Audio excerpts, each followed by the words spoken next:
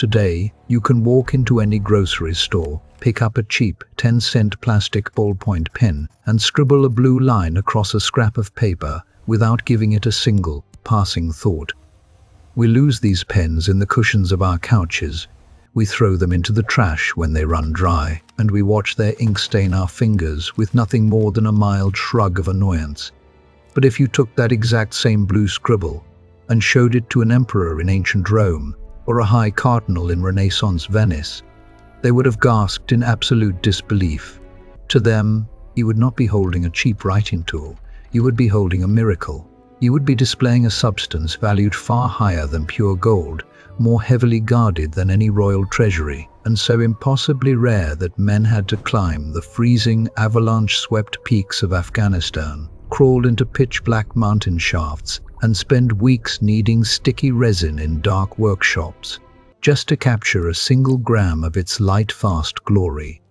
This is the history of blue, a color that did not merely decorate the world, but ruled it with an iron, unforgiving grip. To understand the sheer crushing power of this color, we must travel back to the early years of the 16th century, into a cold, dimly lit artist's workshop in Rome. A young painter stands before an unfinished wooden panel, his hands trembling, as he stares at the hollow, colorless void where the Virgin Mary's cloak should be. The patron who commissioned the piece, a wealthy nobleman with direct, influential ties to the Vatican, has demanded a masterpiece that will dazzle anyone who steps into his family chapel. The composition is nearly complete.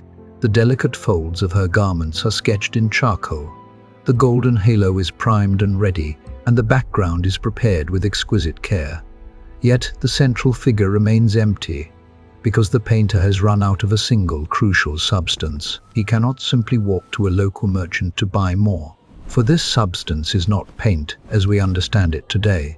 It is a legendary mineral dust that has traveled thousands of miles across hostile oceans and treacherous deserts. A single ounce of this powder costs more than a master craftsman can earn in several months of backbreaking labor, and without it, the painting is worthless. The nobleman will refuse to pay, and the artist will be left to face his absolute financial ruin. The journey of this coveted mineral dust begins in one of the most remote, inhospitable places on the face of the earth. The rugged, windswept mountains of Badakhshan in what is now northeastern Afghanistan. Here, in the Kokhar River Valley, the jagged peaks rise sharply into the thin, freezing air, creating a natural barrier that has isolated the region from the outside world for thousands of years. Yet, despite the extreme altitude, the treacherous mountain paths, and the constant threat of deadly avalanches and ruthless bandits, humans have been climbing these slopes for over 6 millennia. They did not brave these dangers for glory, nor did they climb to find arable land in the barren rock. They came in search of a specific metamorphic stone known as lapis lazuli. To the untrained eye, a raw chunk of lapis is deeply underwhelming, presenting itself as a dark, heavy rock marbled with white veins of calcite and glittering flecks of golden pyrite. But when viewed in the direct, blinding sunlight, the stone reveals a deep, intense azure, a blue so pure and majestic that it seems to mimic the night sky itself, complete with a dusting of glittering, golden stars. For the ancient world, the isolated mines of Badakhshan were the only known source of high-quality lapis lazuli, making the trade routes that carried this stone out of the mountains some of the oldest and most dangerous in human history. Long before the formal establishment of the Silk Road, caravans of merchants and pack animals had to navigate the narrow, crumbling paths of the Hindu Kush, descend into the parched, burning deserts of Central Asia, and cross the turbulent rivers of Mesopotamia, just to bring the raw stones to the wealthy markets of the Mediterranean. Every single mile of this journey was fraught with extreme peril. Caravans were regularly raided by nomadic tribes, and local warlords demanded exorbitant taxes and tributes just to allow the precious cargo to pass through their lands. By the time a single piece of lapis lazuli finally reached the bustling ports of Alexandria, Constantinople, or Venice, its price had inflated to astronomical levels, transforming it from a mere stone into a legendary commodity of absolute luxury. a physical piece of a distant, mythical East that European elites could only dream of possessing. When these heavy blue rocks finally arrived in the docks of Venice, they were met by merchants, alchemists, and artists who viewed them with a mixture of intense awe and profound frustration. They knew that inside these stones lay the key to a color that could revolutionize the world of art. But they also knew that unlocking that color was one of the most difficult and secretive processes in the history of early chemistry. If you simply take a piece of lapis lazuli and crush it into a fine powder, expecting to make a vibrant paint, you will be met with a bitter, disappointing failure. The resulting powder is not a brilliant azure, but a dull, muddy, grey-brown dust. This is because the blue mineral within the stone known to modern science as lazurite is chemically bound with calcite, pyrite, and other stubborn impurities. When the stone is crushed, these grey and white impurities overwhelm the delicate blue pigment, leaving behind a useless pale powder. For centuries, artists across Europe and the Middle East experimented desperately, trying to find a way to separate the pure blue lazurite from the surrounding waste, with many believing it was an impossible task, a secret that nature had locked away forever. The breakthrough finally came during the Middle Ages, with the development of a highly complex, secretive chemical recipe known as the pastello method. This process was so tedious and so incredibly labor-intensive that it was guarded by guilds of painters and alchemists with the same intensity as state military secrets.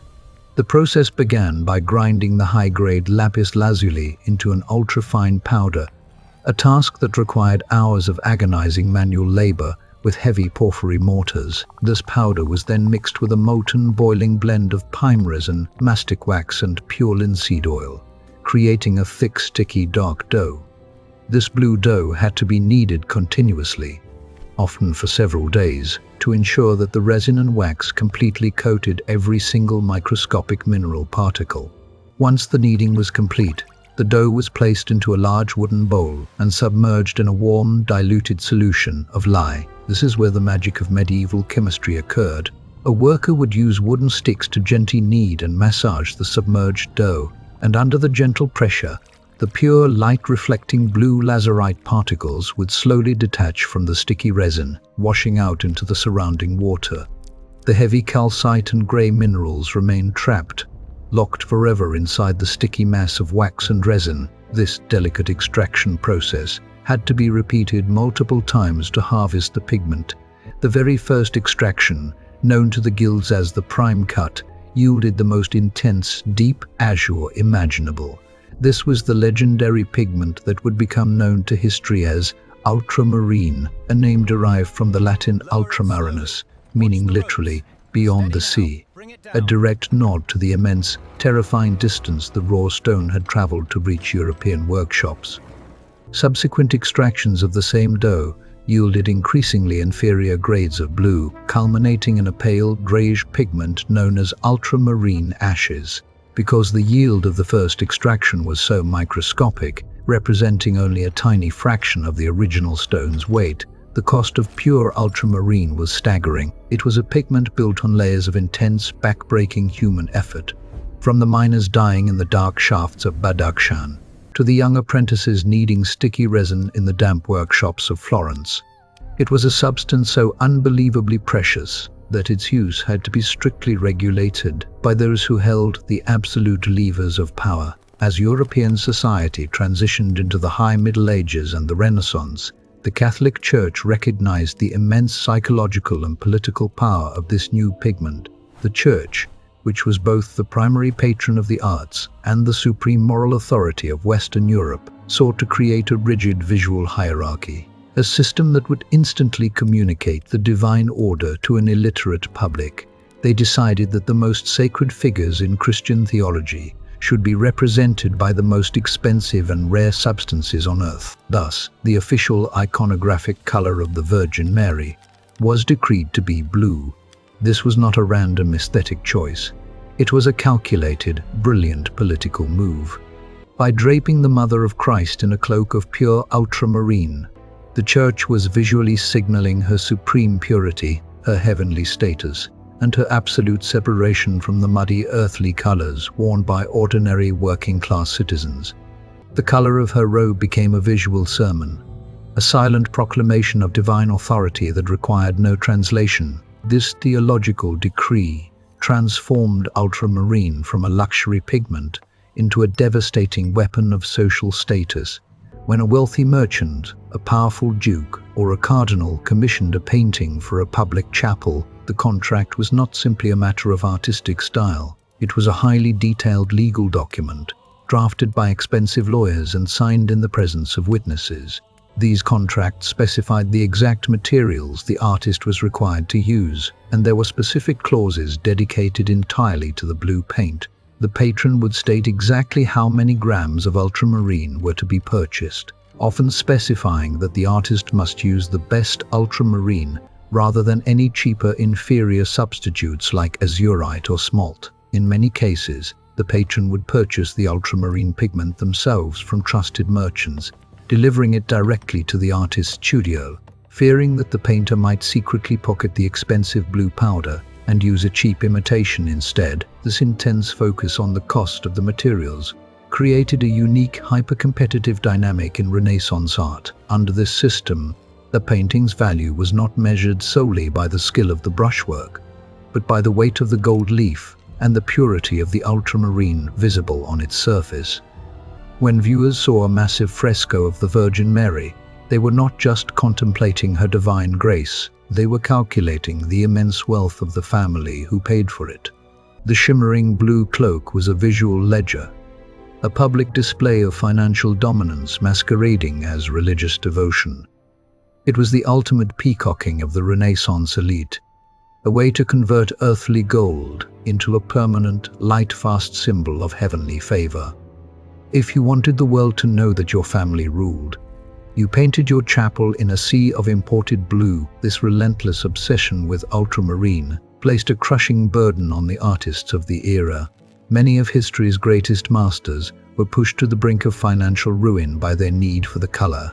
Michelangelo, working on the Sistine Chapel, was in a constant state of anxiety over his supply of the blue dust. He wrote frantic letters to his patrons, pleading for more funds to secure the high-grade pigment, knowing that any delay from Venice would stall his work. In some of his unfinished paintings, such as the Entombment, we can still see the consequence of the scarcity.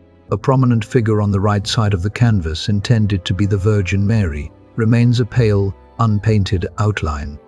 The artist simply could not afford the ultramarine required to finish her cloak, and the painting was abandoned, a permanent monument to the economic barriers of color. Similarly, Johannes Vermeer, the Dutch master of light, was famously obsessed with ultramarine, but unlike his contemporaries who used the pigment sparingly, Vermeer used it with a lavish, almost reckless abandon.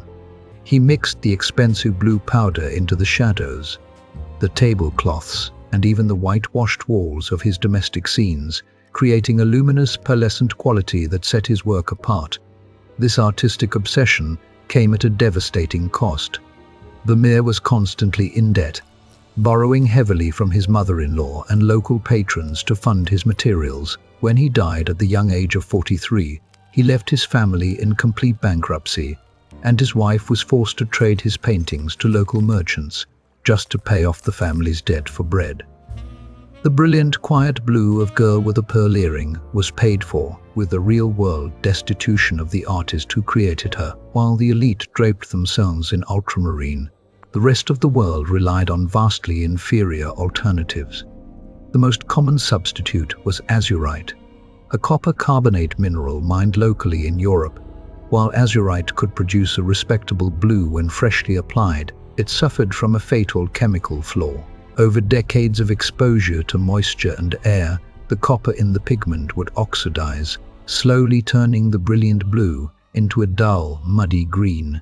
Many Renaissance skies that look dark and overcast today were originally intended to be bright, clear summer days, ruined by the slow decay of cheap pigments. Another alternative was smalt, a ground blue glass colored with cobalt. Smalt was incredibly difficult to paint with, as the sharp glass particles did not flow easily from the brush, and it lost its color entirely when mixed with oil. The world was desperate for a stable, affordable blue.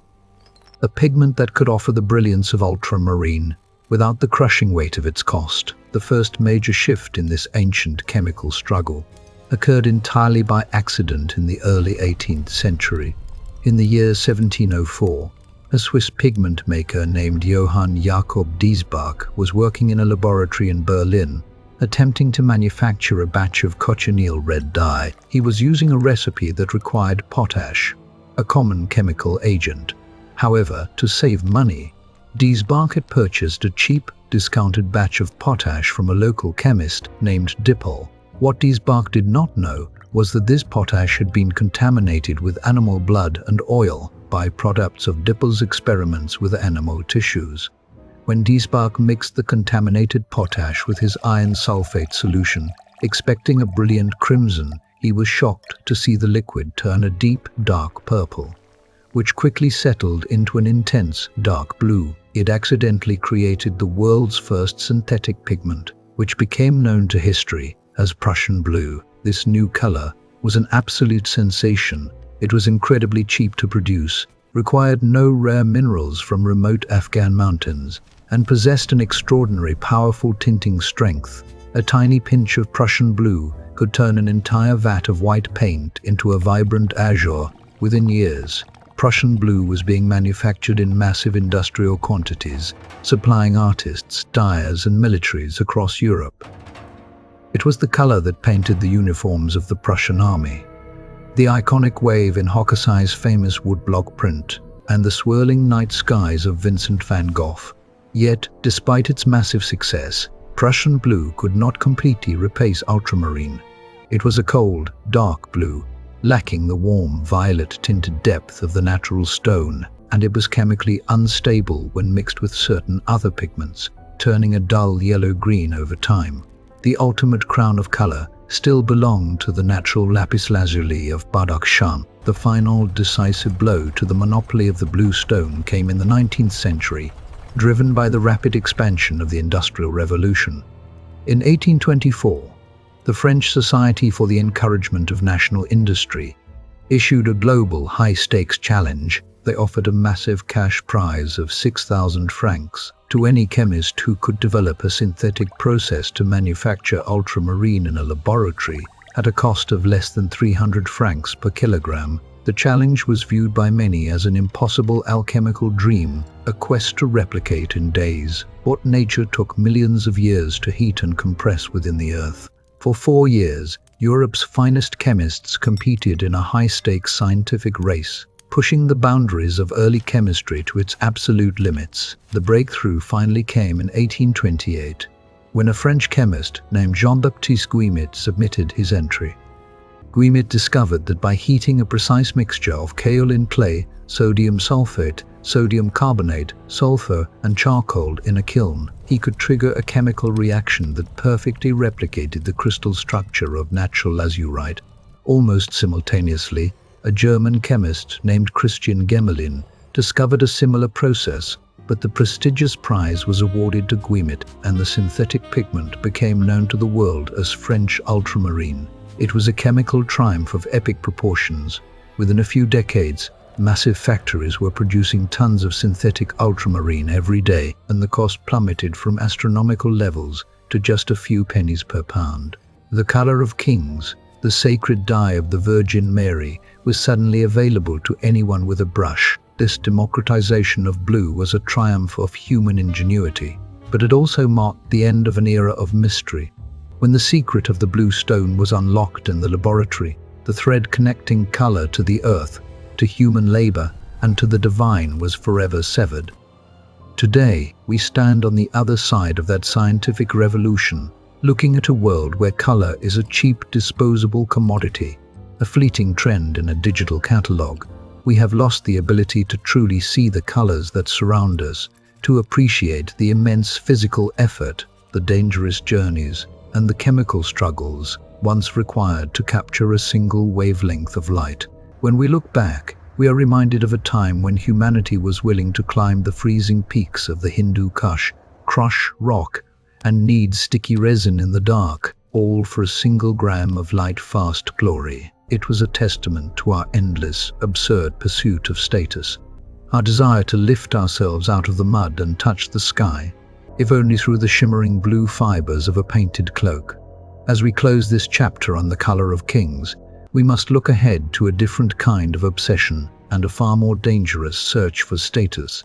In our next video, we will step into the glittering, candlelit ballrooms of Victorian London, where the high society elite became obsessively infatuated with a breathtaking, vibrant shade of emerald. They draped their bodies and lined their homes in this dazzling color, completely blind to the terrifying reality that their beautiful garments were weeping a slow, agonizing poison. Join us next time as we descend into the toxic, deadly history of green.